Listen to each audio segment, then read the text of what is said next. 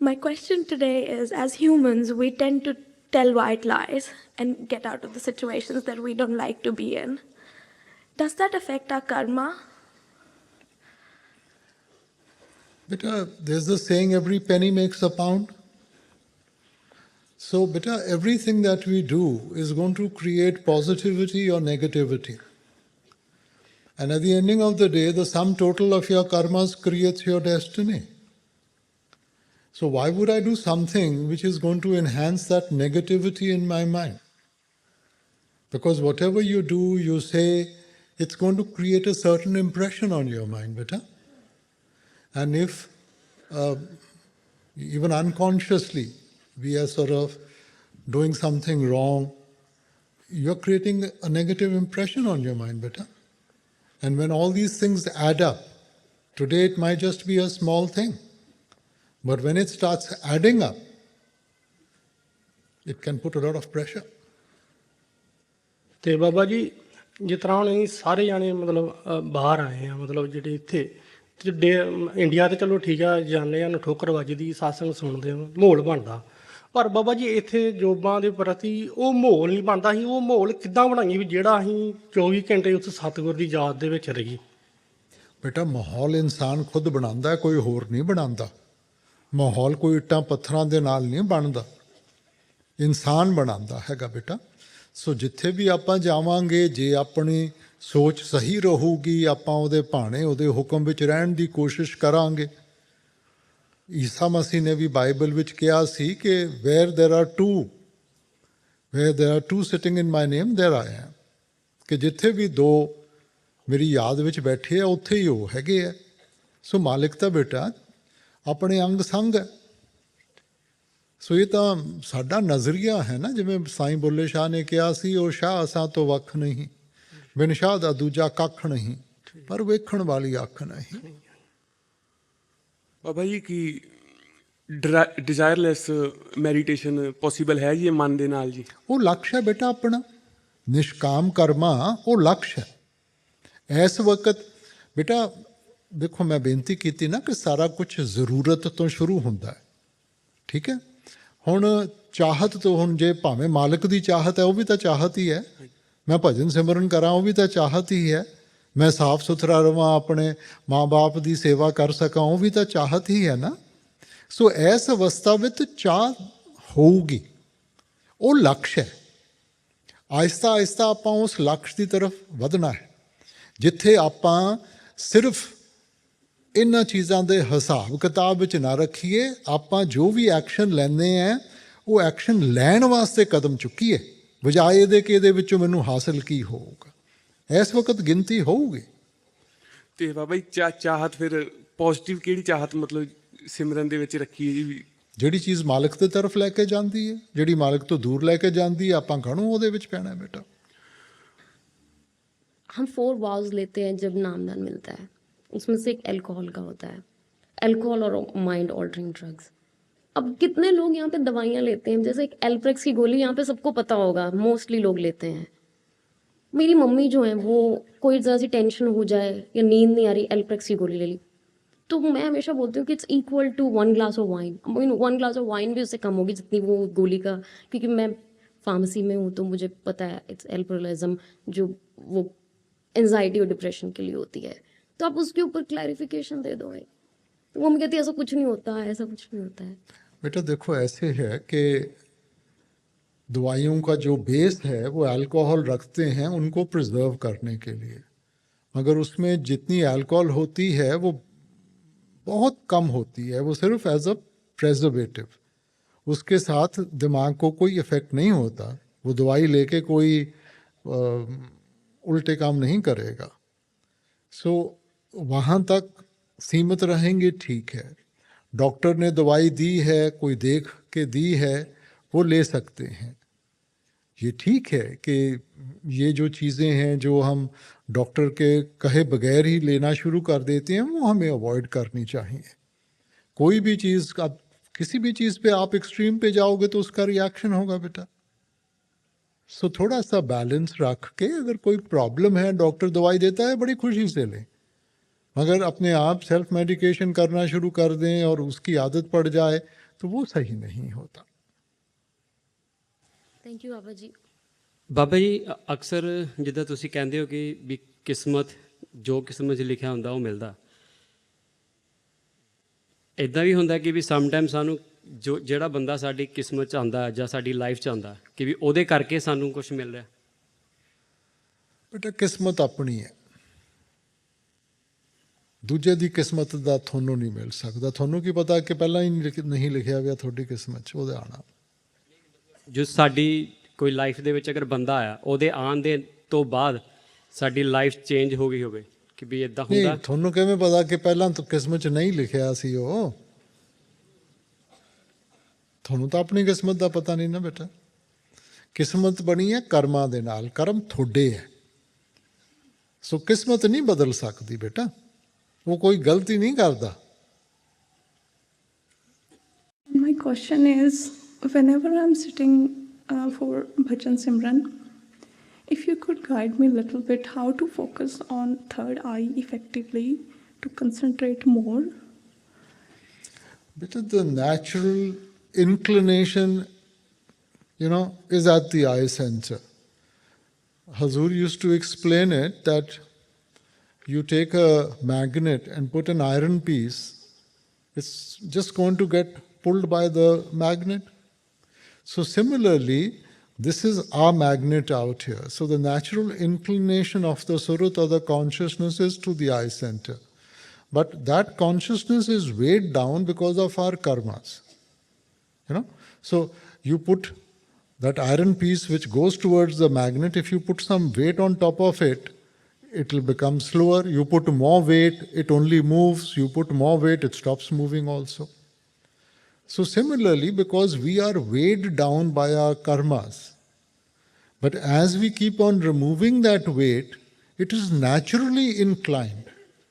So through Simran, we are trying to collect our attention and to focus, so that we take our consciousness away from the karmic weight towards. So you don't have to do anything.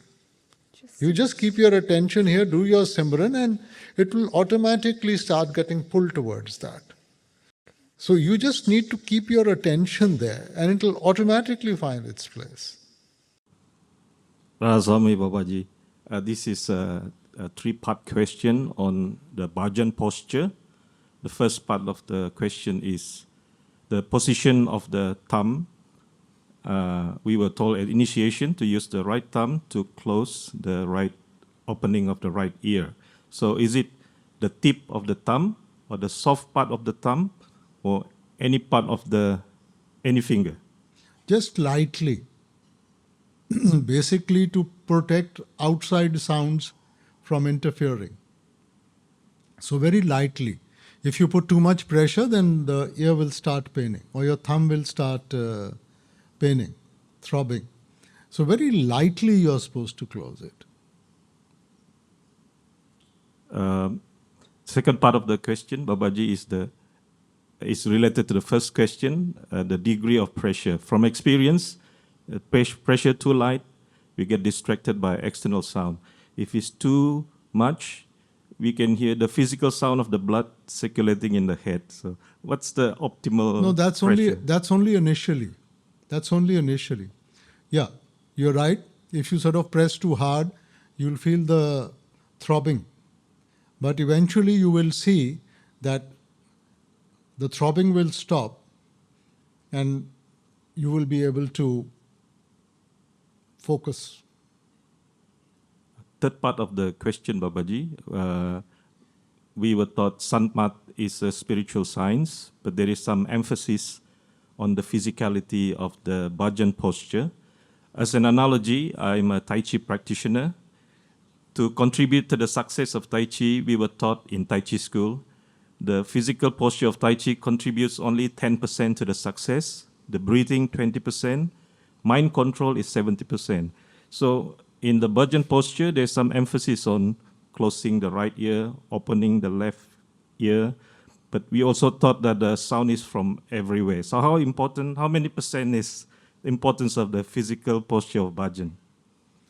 You see, physical posture is, like I said, mind works by association. So, and since the mind is not in our control, we are trying to create a positive atmosphere and associate everything with focusing at the eye center. So it's like when you see people in athletics sprinting, they take a certain position, right? Now, it's not that they can't stand up and sprint also, they can. But that position gives them a little bit of a head start. So initially, that posture is important. Eventually, you should be able to hear the sound 24 hours of the day. So at the moment, it is our limitation that we can't hear the sound. It's not that the sound is not there. Without the sound, you won't live. Because sound is that creative power. So the sound is there in your entire body. But since we have the load of karmas, that covering, so we are not able to hear it properly. So through the meditative process, we are trying to focus and go beyond the physical and be able to hear that sound. And eventually with practice, you could be standing there talking to me and hearing the sound. Then nothing is necessary. Thank you, Babaji.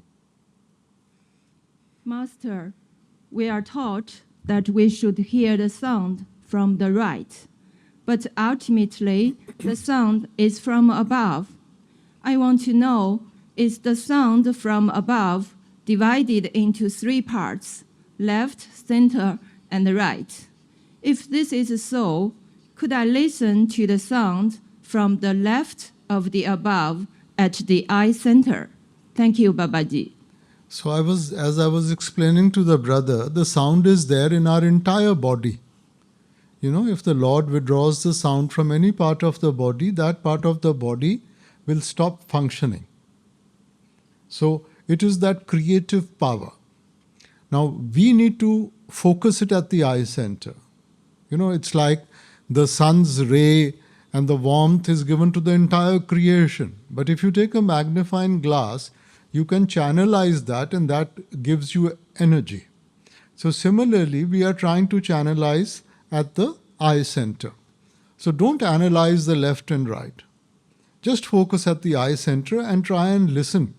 And automatically it will start centering. Now most of us, because we are told of this left and right, so our attention is to the left, thinking that is coming from the left. You keep your attention at the eye center and it will center by itself. Dear Master, I donate regularly and I transfer the money to charity. They use the donated money to buy or to make food for homeless people. I'm sure that the money I donate is used for food and clothing for the homeless. But probably there's some meat in the food. That means I unintentionally pay for the meat consumed. Should I continue donating or I should stop it? Thank you, Babaji. Well, sister, there are 2 aspects to this. Whenever you donate, we should never judge. But on the other side, yes, we are becoming part of a chain. Because you've given money, that money was sort of used to buy food, and that food, if it was non-vegetarian, then some animal lost his or her life for satisfaction of that need. So I'm sure there are lots of charities in your country which could be just giving clothes or doing other support. So you can donate to them. Try and not become part of any chain that causes pain or suffering.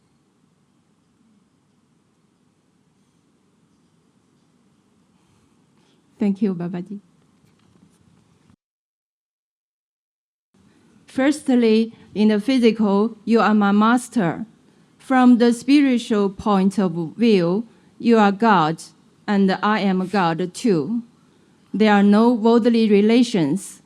There is no master-disciple, no brother-sister, no parents, no satsang, only God, but also no God.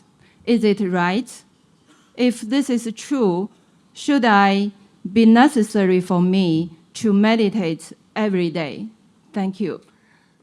You see, today, God is a concept for us. We haven't seen him, and therefore, somebody, our religions or some scriptures have told us about this entity that we call God. Until you don't feel, until you don't see, until you don't experience, how do you know what the reality is? Now, you stand outside, you look on top, you can see one sun. On the ground, you see thousands and millions different rays of light. So what is the reality? At a lower level of consciousness, we see ourselves separated because of the physical. But on top, there is only one sun. The sun can stay without the ray of light. The ray of light cannot stay without the sun. So we are all dependent on that one. We are projections of that one. In the 6 scriptures, Guru Sahib says, Atam me Ram, Ram me Atam, Chinus Guru Vichara. That in the soul is the Lord, and the Lord is in the soul, but few have been able to realize it. So today for us, the physical is the reality. Until we go within and we don't get the spiritual experience, we don't even realize our own soul, for that matter. And once you go beyond the physical is a limitation. What we are seeking is unlimited. When you go into the spiritual realm, that is unlimited, that helps you to experience the divine. And then you know who God is. So it's an experience. My question is, when I do Simran, I put my attention in the eye center because I should repeat the 5 names. So I need to put some attention in repeating 5 names consciously or unconsciously at the same time. That means I should pay attention into 2 parts. One is eye center and the other is 5 names. Is that correct? Or should I just pay attention at the eye center? You see, to start with, because we are not in that habit, we have to use our tongue to repeat. But once you do it on a regular basis, it's like if you've gone to a party late night somewhere and there was a song which kept on playing again and again, you get up in the morning and without even consciously trying to remember, that song is going on in your mind. So similarly, today the tongue, you are consciously trying to repeat the Simran. But at some stage, as we acquire that habit, the mind will pick it up. And when the mind picks up the Simran, then the mind is going to repeating it, the tongue doesn't even need to move. And when the mind starts repeating it, then the focus will take place. Because it is the mind that causes the distractions. So if the mind picks up the Simran, then there's no distraction. So that is something we are all working towards. That's why we are told that apart from our meditation, even during the day when we have time, do your Simran. So the mind picks it up. And when the mind picks it up, then you will be very focused. So put your attention. And the eye center, it's the natural inclination of the consciousness towards the eye center. So as you get focused, automatically the attention will start going there. Thank you, Babaji.